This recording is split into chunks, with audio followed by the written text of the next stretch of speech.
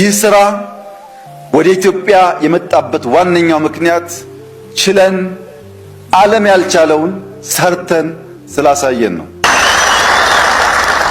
48 ቢሊዮን በነፃ ህዝብ ተባብሮ የተከለበት አንድም ሀገር ዓለም ላይ የለም። ታላቅ ታሪክ ነው። ዘንድሮ ከ8 ቢሊዮን በላይ እንተክላለን። በዚያ ወደ 56 ወይም ከዛ በላይ ለመግባት እንሞክራለን። በሚቀጥለው ዓመት ከምንጨምረው ጋር 65 ቢሊዮን ችግኝ ተክለን ነው ኮፕ የምናሰናዳው። ኮፕ ኢትዮጵያ ሲዘጋጅ 65 ቢሊዮን ችግኝ መትከል የቻለች ሀገር የሚልን ዜና ለመላው ዓለም የምናበስርበት ጊዜ ይሆናል።